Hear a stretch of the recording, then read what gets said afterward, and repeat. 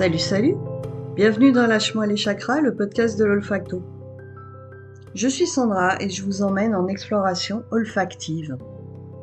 Alors aujourd'hui, on va finir de parler de l'eucalyptus citronné. Ce fameux eucalyptus citronné dont je vous ai parlé lors du dernier épisode où je vous relatais mon exploration olfactive. Je sais plus de combien de jours parce qu'il se passe du temps parfois entre le moment où j'enregistre et le moment où j'avais fait mon exploration. Parce que, entre-temps... Attendez, je vais chercher dans mes notes. C'est pas le moment de faire ça. Voilà, je vous disais, entre le moment où j'enregistre et le moment où j'ai fini mon exploration, très souvent, j'ai fait d'autres plantes entre-temps. Donc voilà, je me remémore, l'eucalyptus citronné, c'était 9 jours que j'avais fait en commençant le 4 novembre. Voilà, c'était toute une histoire avec cette odeur que je n'aimais pas, et puis finalement, puisque je l'ai avec moi aujourd'hui, je peux vous dire qu'elle est quand même bien pacifiée, puisque là, je l'ai aimée dès la première respiration aujourd'hui. Donc c'était pas du tout ce qui se passait pour moi pendant ces 9 jours. Donc voilà, c'est une huile qui est maintenant en paix avec moi. Et j'avais terminé en vous disant que cette odeur était devenue aimée, qu'elle calmait le mental, qu'elle ouvrait, que pour moi elle ouvrait notamment le chakra 6 et 7, donc troisième œil et coronal, qu'elle apportait de la clarté tout en restant très concrète et incarnée, qu'elle me permettait d'avoir des plans d'action tout en mettant l'émotionnel à distance. J'avais fini avec ça. Alors aujourd'hui, donc comme d'habitude, je voulais revenir sur ce que j'avais trouvé comme information sur cette plante dans les différents documents dont je dispose. D'ailleurs, je me suis dit qu'un jour j'allais vous faire une bibliographie en fait de mes sources, parce que c'est vrai que je ne les cite pas souvent, parce qu'en fait moi comment dire, je répertorie toutes les infos que j'ai dans un fichier qui me permet de faire des recherches croisées, etc. Donc qui est extrêmement pratique, beaucoup plus pratique que de consulter tout un tas de livres. Et donc souvent je ne sais plus d'où viennent les informations dont je vous parle, parce que elles sont dans mon fichier, elles sont plus dans le livre d'origine. Bref, tout ça pour dire que quand un jour je prendrai le temps de faire une bibliographie. Alors, cet eucalyptus citronné, donc de son nom latin Eucalyptus citriodora, j'ai trouvé un seul auteur qui l'a placé sur un chakra, et c'est Lydia Bosson qui le place sur le chakra 4. Alors, dans les informations énergétiques, puisque c'est moi ce qui a tendance à plus m'occuper dans les propriétés d'une huile, du moins à plus m'animer. Alors je l'ai trouvée, alors essentiellement, on va vraiment la trouver comme calmante, équilibrante et apaisante, une équilibrante du système nerveux central. Donc on va trouver des termes comme harmonisante, favorise calme et relaxation, apaisant, détend profondément. Voilà, ça c'est vraiment toute cette phase de relaxation qui va apparaître, et que j'avais vécu aussi dans mon exploration, hein, le fait de calmer le mental, de se relaxer, de se débrancher un peu. Se débrancher et aussi donner une pensée claire, en fait. Détendre en faisant taire le blabla mental. Pour moi, ça s'était vraiment traduit comme ça, cet effet de détente. D'ailleurs, on trouve aussi, dans ce que j'ai pu noter, stimulante intellectuelle, dynamisante et favorise la concentration. Donc ça, voilà, ça va recouper ce que je vous disais sur le fait de gagner en clarté mentale, tout en restant calme, en fait. C'est vraiment un coup comme un coup de vent qui enlève les nuages, qui donne voilà, une atmosphère claire aux pensées. Alors, j'ai aussi dans les informations que j'ai là, calme les envies de sucre. Alors ça, je l'ai trouvé dans une seule de mes sources. Elle n'est pas réapparue où que ce soit. Que sur le livre de Monsieur Bitsas, il est noté qu'elle va être recommandée dans les cas de dévalorisation et de sentiments négatifs, quand il y a plus de ressentiments que de sentiments. Donc calme les tempéraments sanguins, ça c'est ailleurs. Donc détend profondément, aide à agir de manière réfléchie, aide à relativiser. Donc voilà, là aussi on retrouve vraiment cet effet calme et clarté mentale, prendre les choses, mettre les choses à distance et avoir une réflexion dégagée des agitations émotionnelles. Alors ça c'est donc ce que j'ai trouvé dans les propriétés psycho-énergétiques, on va dire. Alors au niveau de ses propriétés physiques, donc c'est une anti-rhumatismale majeure, anti-inflammatoire majeure, antalgique. Donc là, du coup, ça va permettre avec cette huile de travailler sur de l'arthrite, les rhumatismes, les polyarthrites rhumatoïdes, tout ce qui est, elle est indiquée dans la fibromyalgie aussi. Elle a un côté donc antalgique qui va permettre aussi de travailler sur tout ce qui est élongation. Enfin, voilà, elle est aussi, c'est une bonne musculaire et vasculaire, donc dans tout ce qui est traumatisme musculaire, les élongations, les courbatures, les contractures, etc. Elle va faire du bien. Alors, par sa proximité olfactive avec la citronnelle, c'est une insectifuge, antifongique, sédative et relaxante, anti-hypertensive par régulation du système nerveux central. C'est une régulatrice du système nerveux central. Donc là, on retrouve voilà, vraiment cet effet calmant. Et voilà, dans les propriétés un peu en queue de liste, moins emblématique de la plante, j'ai trouvé que c'était une apaisante cutanée, une régulatrice du pancréas.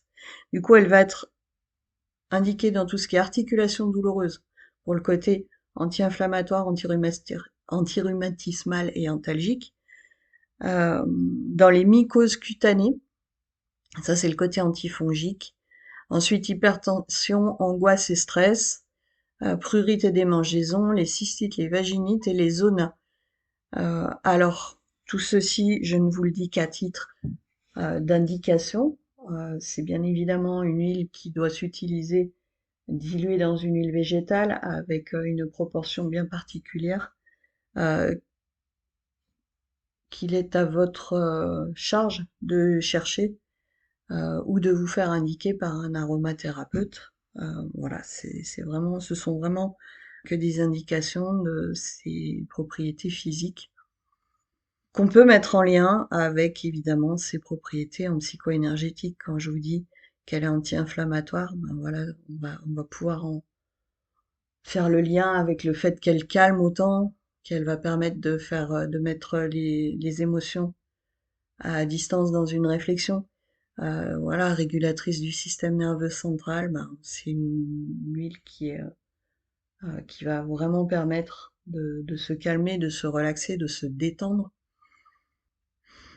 Quand je disais à la fin de mon exploration que j'avais la sensation qu'elle nettoyait les miasmes, c'est souvent une sensation que je vais avoir quand on a des choses qui sont utilisées pour nettoyer euh, tout ce qui est un peu parasitisme, antifongique, insectifuge. Ben, très souvent, voilà, moi j'ai la sensation que ça a cet effet-là aussi au niveau psycho-énergétique, c'est-à-dire que c'est des odeurs qui permettent de se déparasiter en fait de ce qui nous parasite. C'est des liens symboliques en fait que j'ai tendance à faire. Et apparemment, je suis pas la seule hein, entre les effets physiques et les effets en méditation olfactive. Bref, voilà. Qu'est-ce que j'ai d'autre? J'ai pas grand-chose d'autre. Hein. C'est pas une huile courante, du moins dans les sources dont je dispose. Je crois que sur tous mes livres, en fait, j'en ai que 3 où cette huile était mentionnée. Hum, D'où tout l'intérêt aussi de faire des explorations olfactives avec des huiles parfois peu cartographié, enfin cartographié entre guillemets, mais pour autant, voilà, des fois c'est des bonnes surprises.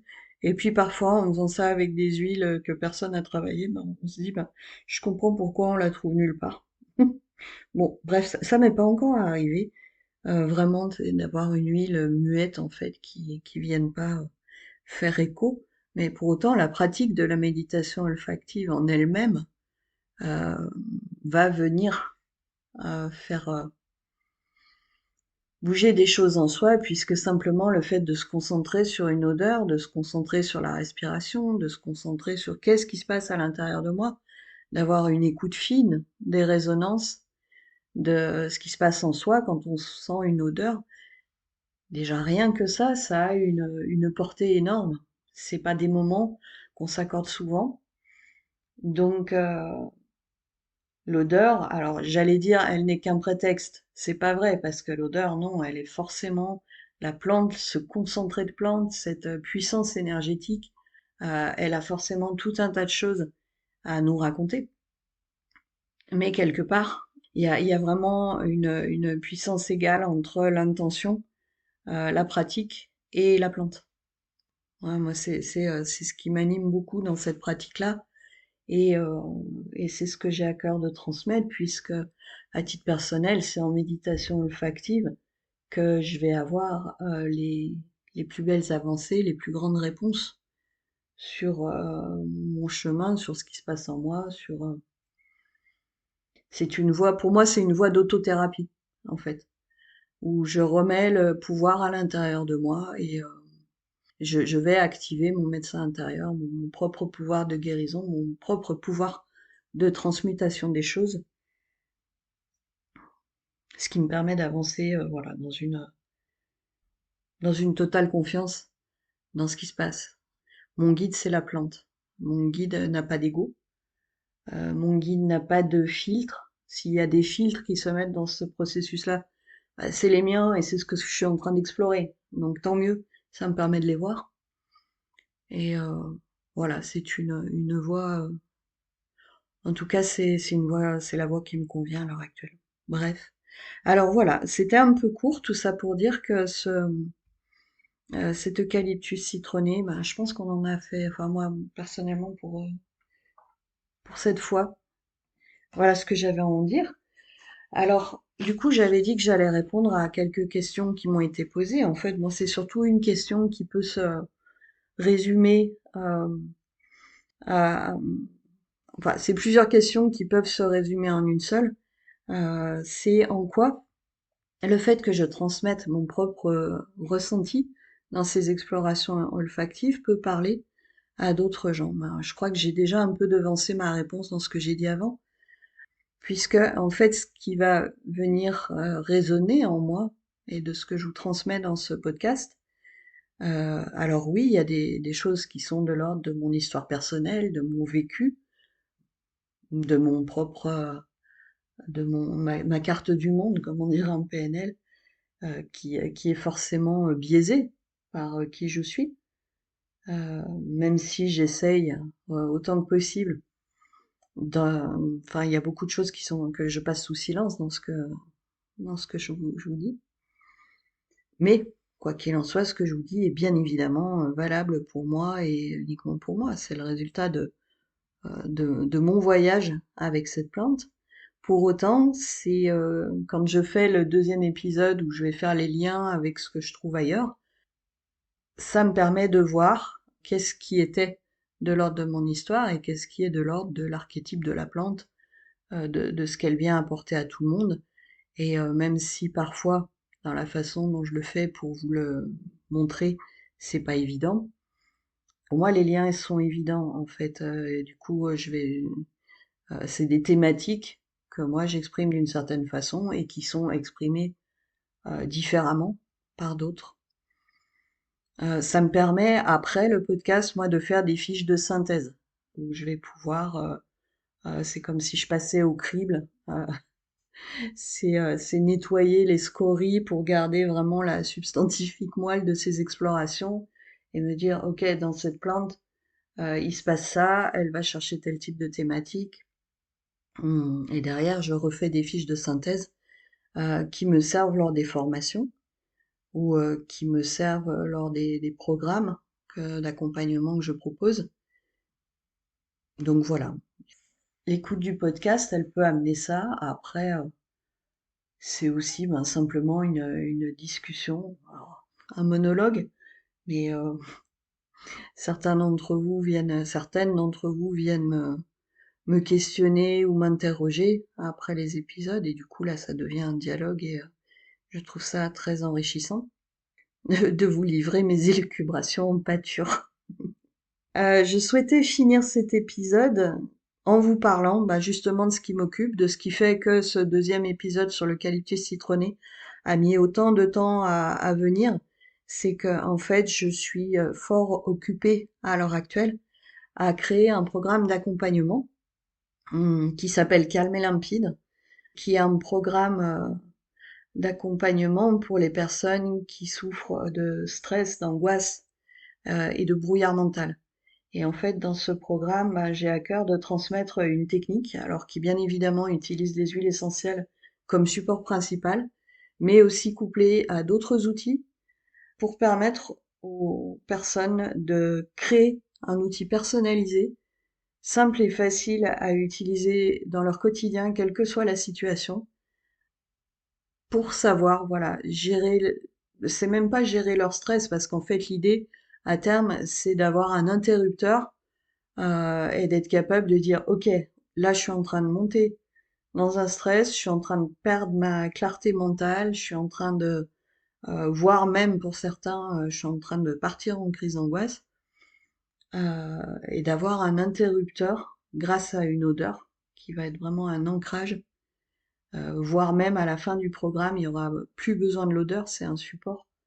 Et d'avoir cet interrupteur et de dire ok, stop, et de faire redescendre instantanément, en fait, ce qui est en train de s'amorcer.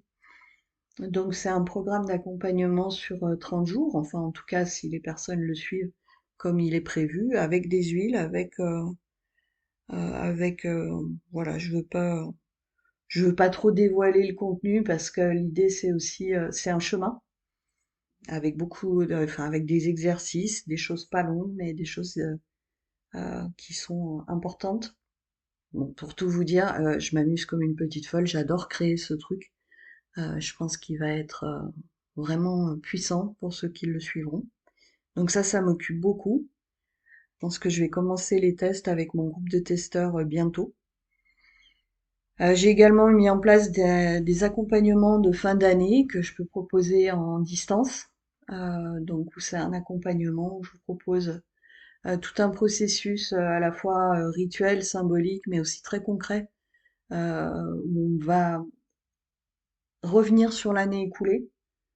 C'est pareil, la passer au crible pour en tirer la substantifique moelle, et puis utiliser tout ce processus-là pour projeter quelque chose sur l'année 2024 et créer en fait, voilà, envoyer une onde positive pour créer son année 2024. Donc là, c'est aussi quelque chose qui est très puissant. Et enfin, je suis en pleine création maintenant, je suis aussi en train de créer un programme d'accompagnement individuel à distance, puisque en cabinet, voilà, j'accompagne qui veut être accompagné. Mais je suis en train de créer quelque chose qui pourra être fait à distance et aussi avec les huiles. Donc voilà, avec une sélection d'huiles que vous recevrez au début de l'accompagnement pour que je puisse vous accompagner efficacement et avec des huiles adaptées. Non, voilà. Beaucoup de créations en cette fin d'année. J'espère pouvoir vous annoncer les lancements très vite. Et puis, j'espère que cet épisode vous a plu. N'hésitez pas si vous avez des questions, des choses à me faire remonter sur le format du podcast, des envies, des choses dont vous souhaiteriez que je parle. Et puis là-dessus, je crois qu'il est temps de vous dire bisous bisettes et à tout bientôt.